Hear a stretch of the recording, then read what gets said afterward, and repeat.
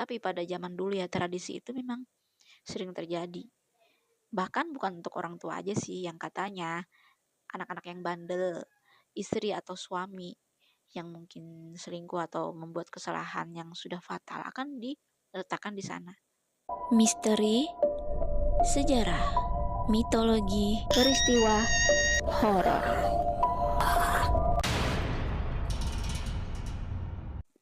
Assalamualaikum warahmatullahi wabarakatuh.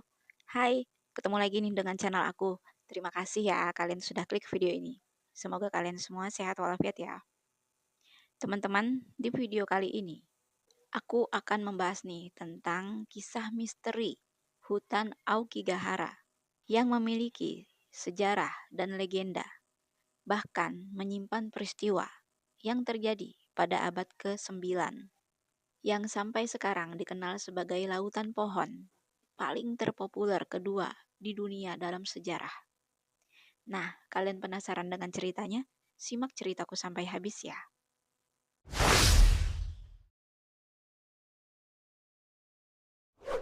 Hutan Aokigahara dikenal juga sebagai hutan Jukai atau lautan pohon. Hutan ini terletak di kaki barat laut Gunung Fuji di Jepang.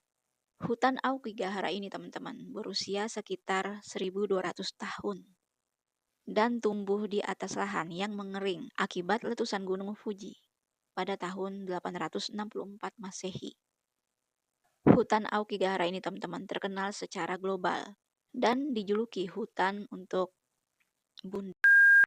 Ya, karena tingginya angka kematian di sana. Dinyatakan ada sekitar 10-100 jenazah ditemukan setiap tahunnya di hutan Aokigahara. Dan yang menemukannya itu melainkan petugas pengawas hutan Aokigahara.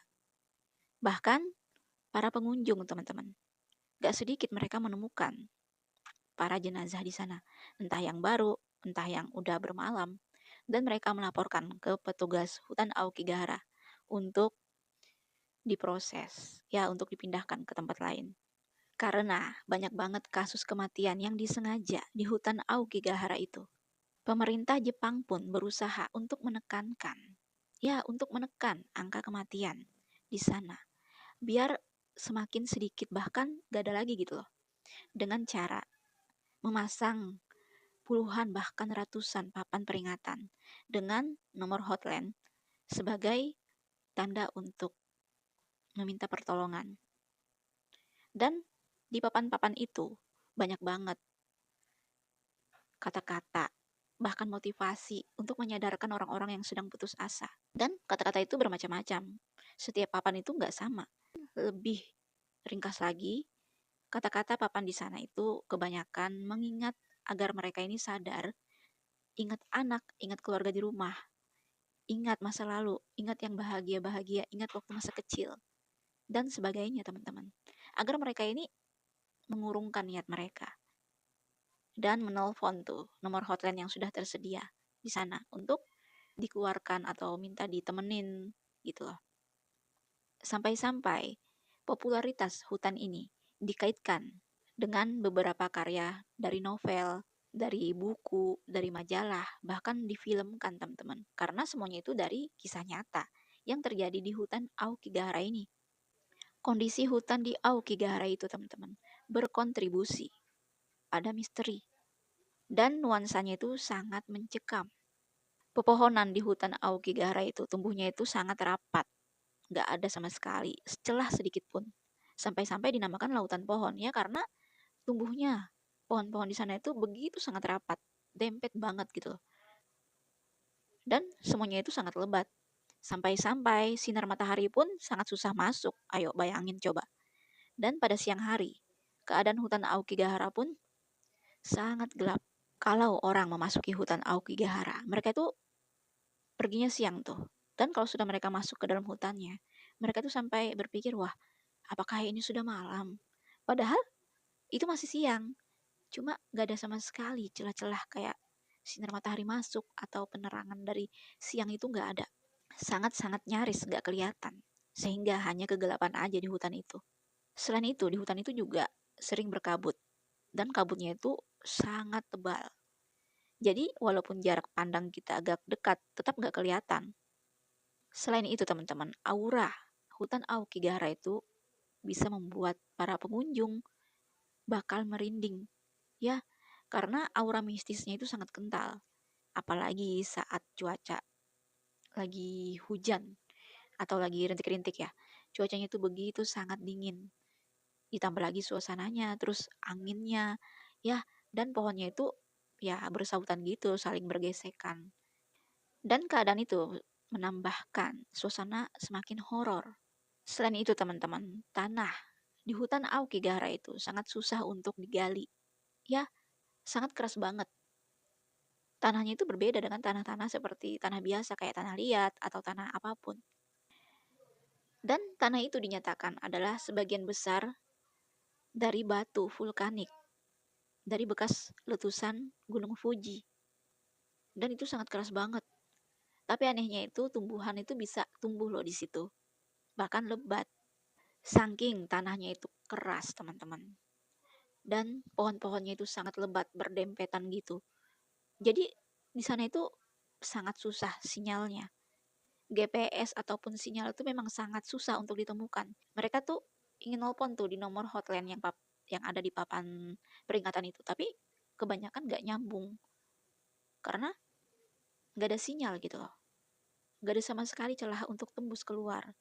Jadi mereka itu ya cari jalan keluar sendiri. Ya, ibaratnya semua orang yang ingin menelpon, yang lagi putus asa, mereka menelpon tuh untuk meminta tolong atau meminta bantuan. Mereka menelpon tuh nggak akan terdeteksi. Dan nomor hotline itu pun juga untuk orang-orang yang tersesat, bagi para pengunjung yang memang suka menjelajahi hutan Aokigahara. Mereka nggak tahu jalan pulang, mereka pun akan menghubungi nomor yang tertera. Tapi nggak sedikit dari mereka itu gagal menghubunginya karena nggak ada jaringan ataupun GPS-nya. Ya, kalau semakin masuk ke dalam hutan Aokigahara akan sulit untuk mencari bantuan dan harus usaha sendiri cari jalan keluarnya sampai dapat sinyal. Dan gak sedikit juga teman-teman dikabarkan orang yang tersesat di sana itu ya pasrah gitu. Bahkan ada juga yang berhasil keluar tanpa bantuan. Dan ada pun yang sudah mendapati sinyal, mereka pun meminta bantuan dan segeralah mereka dibantu. Hutan Aokigahara teman-teman sering banget dikaitkan dengan hal-hal mitos dan kisah mistis di Jepang teman-teman. Pada abad ke-7 ada terjadi kelaparan dan kemiskinan yang sangat ekstrim. Hutan Aokigahara ini dipercaya menjadi lokasi praktik ubasite. Ya, yaitu tradisi untuk membunuh orang-orang yang sudah jompo atau orang tertua di dalam keluarganya. Ya, seperti misalnya nih, kakek nenek ya, atau orang tua yang memang sudah sepuh, yang nggak bisa apa-apa, dan mereka nggak sanggup untuk memberikan makan, merawat orang tua itu. Sehingga mereka mempraktikkan ubasite itu. Setelah itu, mereka akan meletakkan orang-orang yang jompo itu di hutan Aokigahara. Mereka pun membiarkan tuh orang itu mati perlahan-lahan di sana. Entah mereka menolaknya atau enggak, atau bahkan mungkin langsung bunuh. Dan itu sudah dilepaskan begitu aja di hutan itu.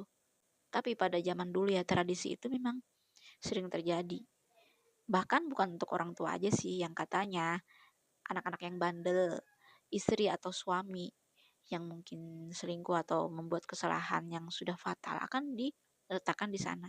Selain itu teman-teman, di hutan itu juga mempunyai banyak binatang liarnya, binatang buas. Ya seperti ular yang berbisa.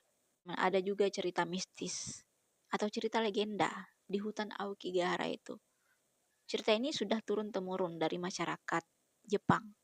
Masyarakat Jepang percaya tentang hutan Aokigahara ini dikuasai oleh hantu Yurei. Ya, roh Yurei. Nah, roh Yurei ini adalah roh penasaran, yaitu arwah orang yang meninggal dengan perasaan dendam, penuh amarah, sedih mendalam, dan gak bisa tenang kalau belum membalasnya.